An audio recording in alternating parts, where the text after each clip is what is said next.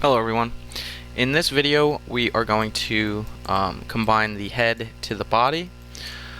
So going back to my references here,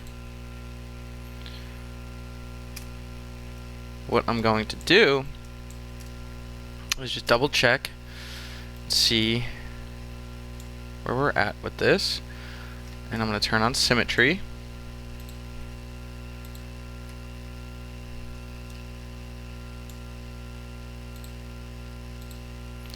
And just kind of bring my brush tool smaller. Sort of just drag this part down.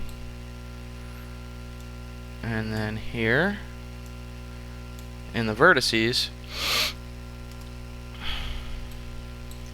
turn off symmetry and my brush tool. And I'm going to average these verts. Hold shift, right click, average verts. Gives me a little bit more round, clean look to it.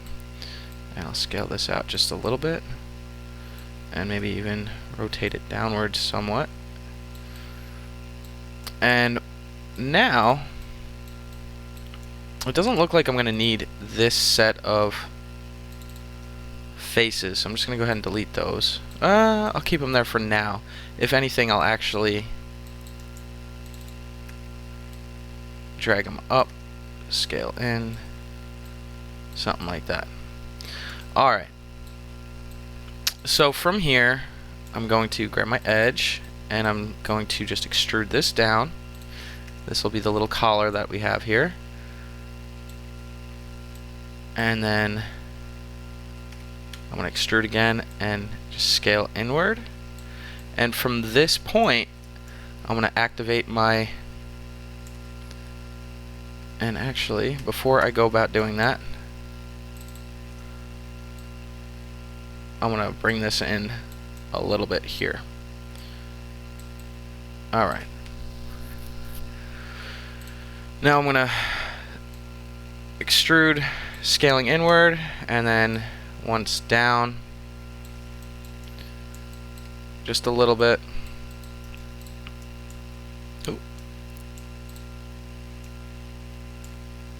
And bring that down a little bit and in. Alright. From here, what I'm going to do is I'm going to just try with the current geometry I have, symmetry on, and I'm going to try to just snap all these verts into place. And I'm going to start, you could start in the front or the back, it really shouldn't make any difference. I'm just simply going to start to, and yeah, I am going to delete these faces. Ooh.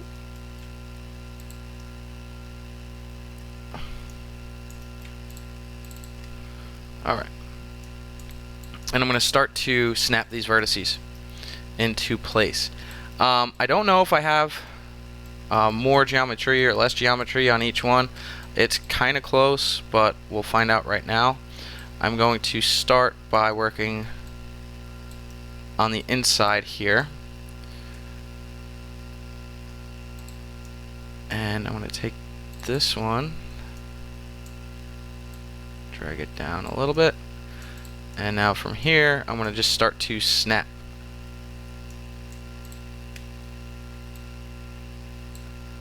these verts.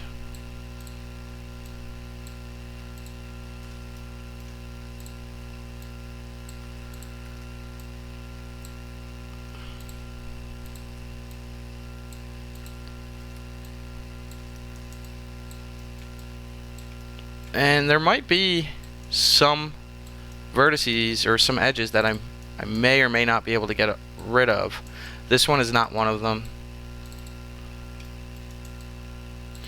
nor is this one, but we'll see when we get a little bit further through. Hopefully we don't have to get rid of any or add any, but we'll find out here shortly.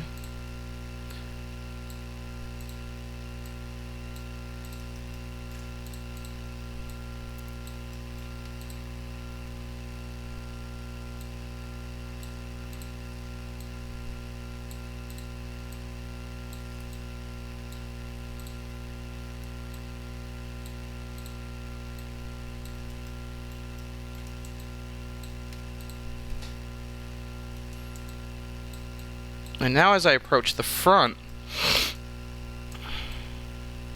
it looks as if I'm going to need some extra geometry. Excuse me. So, some of the places that I can actually start doing this, I will have to go ahead and undo all those snapped verts. But some of the better places to include geometry at this point is actually right on these layers. Add divisions to faces. Now I'm going to start with, let's see, 3. Make sure it goes all the way around. And this is a good spot because it doesn't mess with any of the other geometry. It just brings it right down the middle, loops around to the other side. And then if I need to, I can delete any of these edges accordingly. So I knew right away I would need more geometry, and this is a really good spot to begin to include it.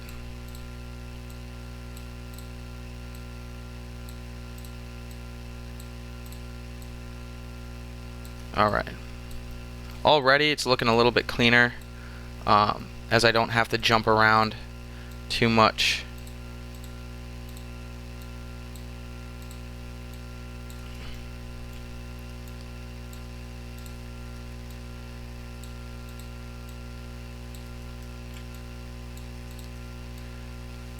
Okay.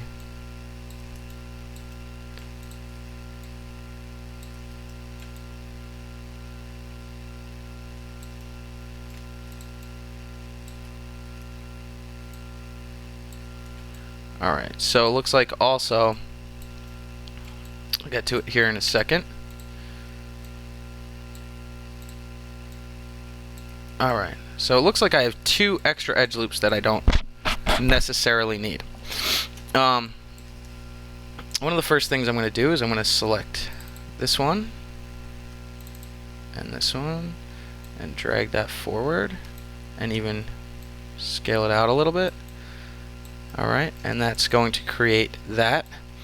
And excuse me, as I had mentioned, triangles aren't bad, so I'm just, with these here, so I don't have to do too much work, I'm just going to merge those to be a triangle at that part. And now I'm going to go ahead and I'm going to do this for all of the vertices. I'm actually going to turn off symmetry because sometimes it works on... Whoop. I'm just running click and drag, merge vertices, and I'm just going to press G because it's the previous tool used, and everything should hopefully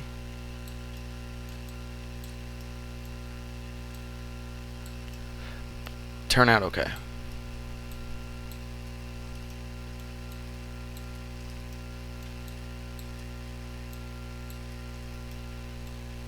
And I'm doing each one of these one at a time.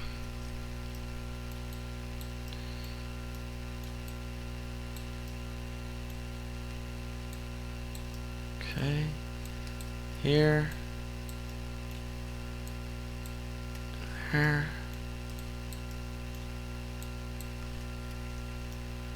Ooh. Make sure I have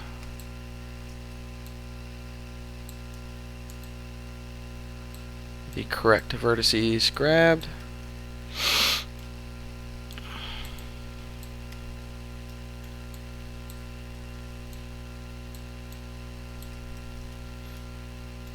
And I'm going through every single one of these individually to make sure that they're merged properly.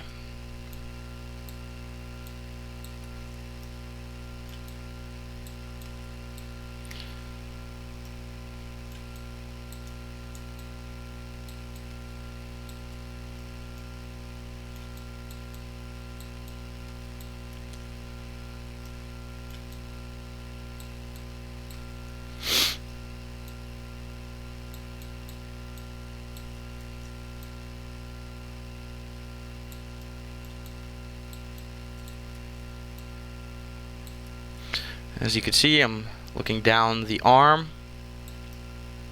so I know I'm getting there. Whoop.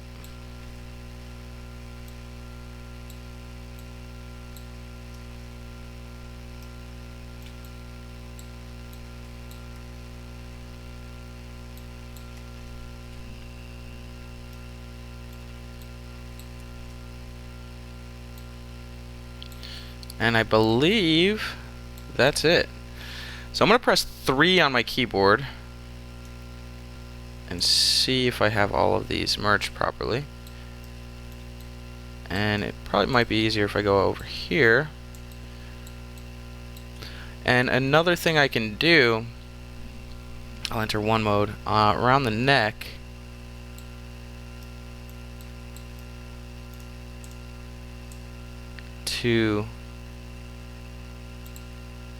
Alright. And add 2 edge loops right around the neck. Is it absolutely necessary? No, but it can help, especially when seeing if these all merged correctly. You'll see I get a much harder edge going around, and it all looks good. I don't see any pinching or pulling. So I would say that's all there.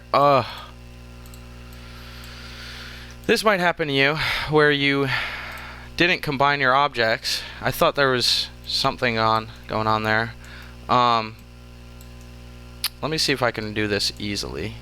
I'm gonna highlight all these verts, and I have them all highlighted. Merge vertices, and hopefully nothing weird happens. And let's take a look at what happened. And I will have a little weirdness in this section of the mesh because I triangled it off. But for the most part, I think that did work. As long as you have the distance threshold at a small ratio, if you do your merge vertices and merge vertices with the little rectangle, always merge for 2 vertices, so that means the 2 closest vertices merge together. And then the distance threshold, so I don't want, it will only do it in a 0.01 radius, where this, so it won't allow these 2 to merge together because it's out of the radius. So let's see if it'll work. Let's hit merge. And it didn't because, oh, it did. On the previous one, it didn't because it was searching for all of the distances. So you can give that a shot to do it a quick way. It seemed to work for me. Otherwise, you just saw that I went around manually just in case. But I'm pretty sure that this did work. So now I have my completed character. Fully modeled. I haven't gotten the textures and I haven't done the hair yet, but the base mesh is totally finished. It's one entirely closed object. Some people call it waterproof. So if you were to pour water on it, nothing would be able to leak on the inside, just hypothetically. And then same with the shoes and everything like that. I'm going to turn off shading and wireframe on shaded, and I have a little bumpiness in here, so I could do mesh tools, sculpting tool, sculpt tool, turn symmetry on object X, increase my brush size, and just sort of, and turn one on, and sort of smooth this out a little bit. I could even add a little bit of definition to them, maybe in the chest or something, and then smooth a little bit. But it doesn't need to be perfect, but something like this, and then I'll smooth this part out, and you see that all those vertices are sort of just, oh, I didn't want to go that far down, are just spreading to give it a more even look to it. And then I can go in with my symmetry on, and I have it at a very low strength, but it should be enough for what I want it to do.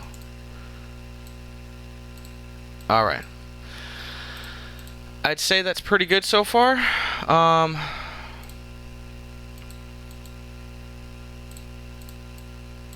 And that's our mesh up to this point. Always double check your reference. Make sure it's pretty close to what you're going for. Again, I'll close that. I have my arms at the side, and we're going off the back foot, so the proportions should be very accurate. And although may not be perfectly lined up with my reference, it is very, very close. So there's the modeling the character. Obviously, you could always include glasses, or, like I eventually probably will. But up to this point, this is all you need. A character with a fully modeled character, waterproof, so to speak. It's just one closed object mesh. And you can always run an edit, delete all by type history, and then go ahead and submit. That's all I've got for this lab, combining the head to the body. I hope you enjoyed, and stay tuned for the next one. And also inbox me if you have any questions. Thanks for watching.